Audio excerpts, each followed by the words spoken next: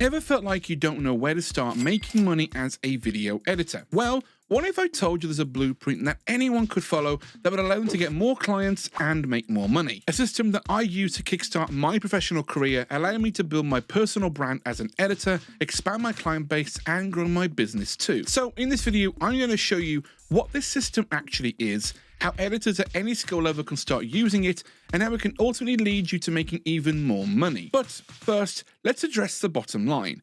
Will these steps actually make me money?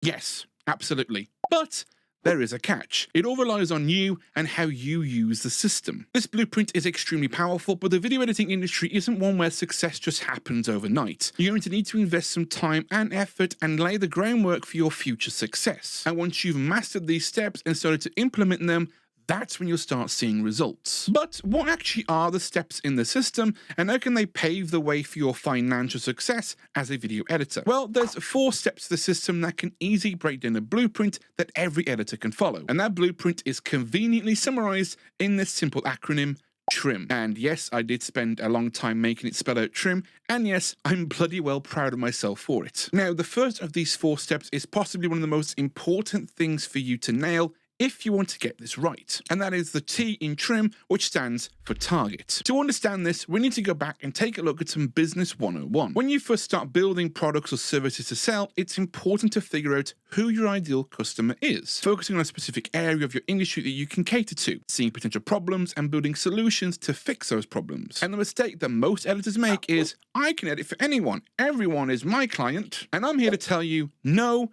you can't. Now, that doesn't mean you can't take on multiple kinds of work, especially when you first start out. But the big problem with serving everyone is you serve no one, and being available to edit anything means you end up editing nothing. So, how do you fix that? Well, that's where the target comes into play. It's all about finding an area that you can focus on for finding work, picking one niche of the video industry that you can really apply your skill set towards. For example, choosing the lifestyle or home improvement niche, or even cars or gaming. Decide which one of these areas falls within the line of work you'd really like to be doing, and then you stick to it. But could you potentially be leaving a lot of money on the table if you only stick to one area? Now, to answer that question, we need to take a look at McDonald's. Other fast food restaurants are available, by the way, but everyone knows who they are, what they serve, and how they do it. You don't go to the Golden Arches expecting to be served a 30-day aged steak. They have a target audience, and that allows them to serve maybe not the best product in general, but the best product for their audience. And that's exactly what happens when you pick a target for your own business. Once you understand your own brand,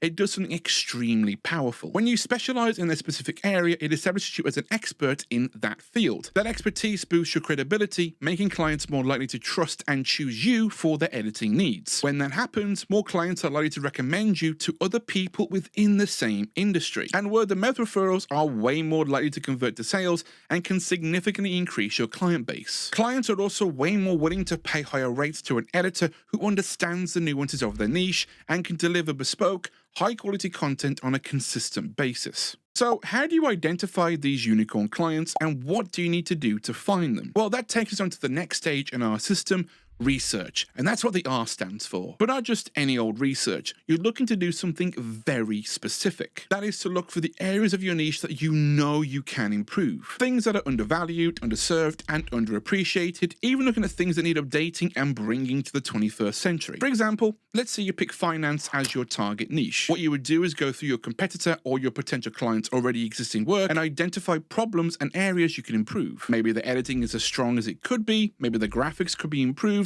maybe they have bad pacing or retention, or maybe they need more B-roll or pattern breaks to improve their storytelling. By doing this, you can identify where you have the edge over the competition. Now, during your research, you're going to discover you're not the first one to do this. In fact, you're going to be extremely lucky if there's an area of the industry that isn't covered pretty well. But let me tell you why that's actually a good thing, and to do that, I need to take you back to October 23rd, 2001. This is the day that Steve Jobs announced the first iPod. It was the start of what became the Apple Renaissance that catapulted the company to the everyday name that it is today. In just 3 years, the iPod dominated the market share and was the biggest MP3 player in the United States. But the thing is, Apple didn't invent the MP3 player. or the smartphone, or even the computer. They looked at the industry at the time and found that music players were big and clunky or small and useless, finding weaknesses in what was already available and decided to do something about it and make their own, taking the very same technology that existed and improved what was already there, from changing the design, the packaging, the user experience to create something that was so different from everything else that was on the market already, which is what led them to probably creating the single most recognizable music player in history. And that's exactly what you have to do when it comes to finding clients. Become the person that is changing the game within your niche, pushing the boundaries and doing things differently. And just because you aren't the first person to do it doesn't mean you can't do it better. Now, we can take this one step further by doing something that will allow you to really pinpoint your perfect client, and that is to create avatars or buyer personas based on the insights from your research. But what is a buyer persona and how can you create them? Buyer personas or avatars are essentially blueprints or models of your perfect customer. You give them names and identities and target things like demographics. How old are they? Their gender, their location, and so on.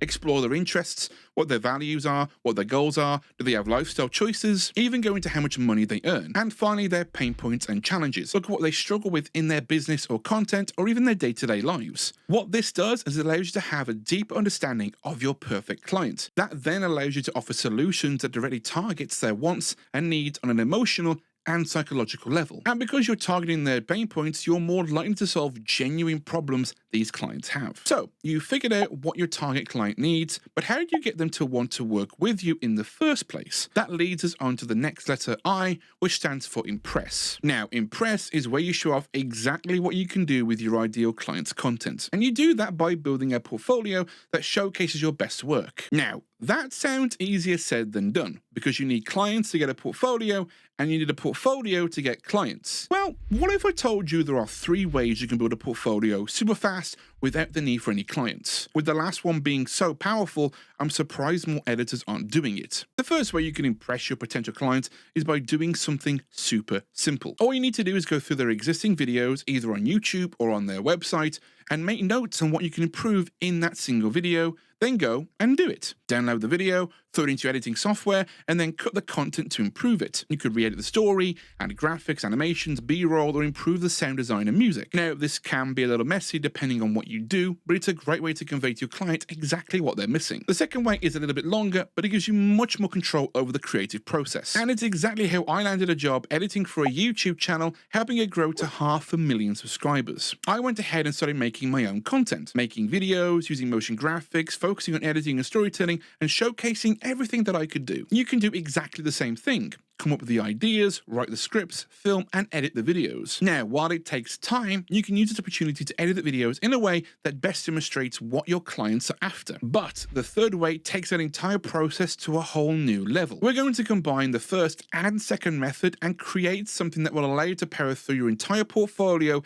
and get impressive results. This is something that exists in the advertising industry already, and it's called spec work. And it's something that video production companies do all of the time for their demo reel to land gigs and get future clients. But how can you do this to generate rapid results? Go online and browse potential clients' websites or YouTube channels and find videos they've already done. Now, because your client has already done all the hard work for you with the writing, planning, and recording, you can use their video's framework to create something showcasing your editing abilities. Go through their entire video and find 2 to 3 minutes that really need attention. But here's the trick. You edit it knowing what the client needs. This is a much faster way to build up your portfolio, but not only that, it makes it bespoke for that client and it shows you understand what they truly need. Now, we'll cover the best portfolio practices in a future video, but know that having a great portfolio will be pointless if you don't do this final step. And that's where the final letter comes in, M for market. This step is all about building a network and marketing yourself to your clients. When you're first starting out, no one knows who you are and no one could care less. Sure, you follow the steps to identify your perfect client,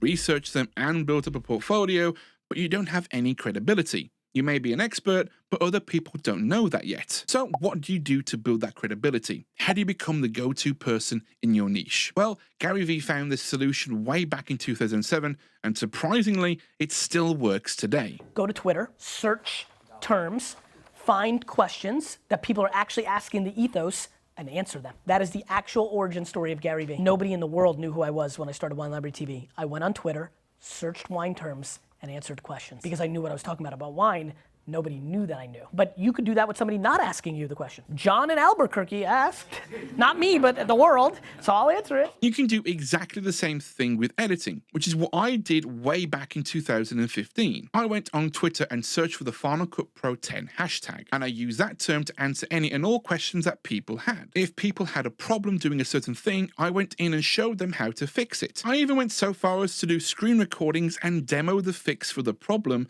and if I couldn't answer their question, I either referred them to someone who could, or I went and found the answer myself. Maybe if your clients have their own questions, you can use that opportunity to answer them. Even giving feedback and advice to your competitors' work when they ask for it, that builds your credibility as an expert. And when you do this enough, slowly but surely, people start recognizing your name and what you do. And then when you combine everything together, you now have a system that can help you bring in more clients and make more money. The thing is though, even if you do everything right in the system, there are some crucial mistakes that mean you could end up losing thousands of dollars and weeks of your life. That's exactly what happened to me, which is why you need to watch this video next to know what these mistakes are and how you can avoid making them.